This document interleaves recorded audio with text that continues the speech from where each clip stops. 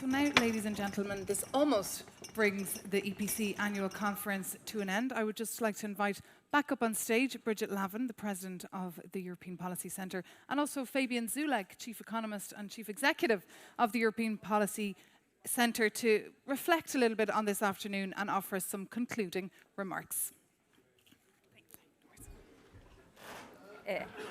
I won't attempt to summarise and draw together the threads of a very rich and diverse set of interventions this afternoon. But I think Prime Minister Petkov really set us up well for some of the challenges in that he identified for us the contrast between what he saw as the nature of political authority and state power in Russia and the EU. In other words, the ease with which Russia could bring state power to bear without pesky electorates or international law. And of course, that highlights for us the nature of the EU as this hydra-headed, complex system that is a polity but not, and has some state-like characteristics, but is not a state. It's a multi-state. So, in a way, we tend to use the benchmarks of statehood with which to judge the EU, which always leaves the EU in deficit. But what we have to think about is, for this part of the world, there appears to me to be no alternative to managing deep interdependence than the EU. And we've had the living experiment of one country trying to disentangle itself from deep interdependence, and that's not a pretty sight.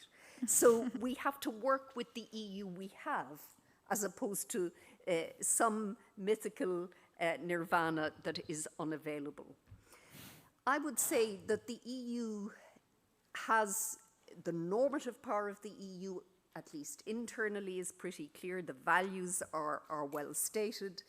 The market power of the EU, both traditionally through the single market, which was a transformative project for Europe and came from many different impulses from the private sector, from politicians, from think tanks. So the EU has done transformative stuff before and can do so again. But what the EU is really struggling with now is how to be a geopolitical power in a world of hardening geopolitics. It's also, I spoke earlier of the two disruptor states in international politics, and I say that those are both Russia and Iran. But the EU has a disruptor at home.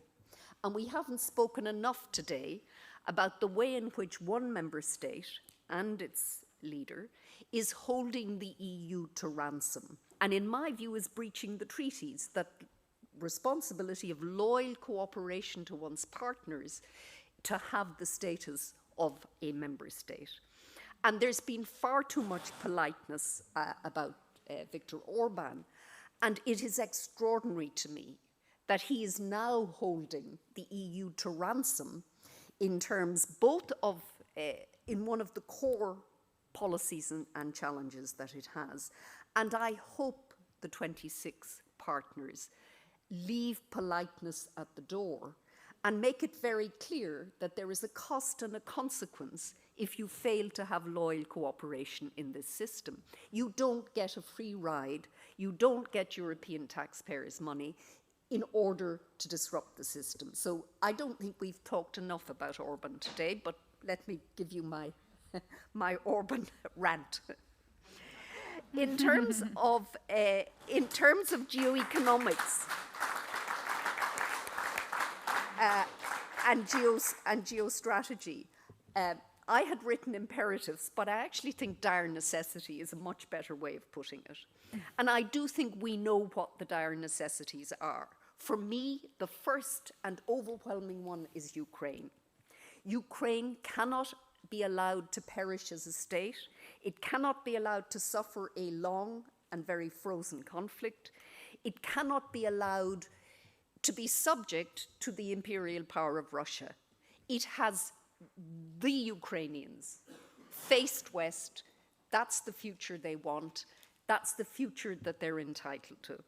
And it's not that war is at the borders of Europe. Ukraine is European, and it is a European war. We're very fortunate that the security architecture, in other words, NATO, meant it was only now, for this period, a contained war. So I would say on Ukraine, whatever it needs, and Europe has to take seriously also the responsibility if there is a Trump presidency and there's a US incapacity to support Ukraine. Europe, in my view, has no choice. It is a dire necessity. And of course, there's also then the enlargement. I would say for Europe, there's also how Europe positions itself in the world. And I think, again, we must be mindful of, we must be modest and not arrogant in how Europe positions itself in the world. But Europe has a lot to offer the world. It has come through both in terms of its own history and also in terms of its experience of collaborative and cooperative governance and government. And then, of course, there's the climate crisis and all of the technological challenges that were so eloquently described. Let me end by saying, what are the kinds of skills we need for this, for in a sense, forging the future for this Europe? I would say we need both architects and artisans.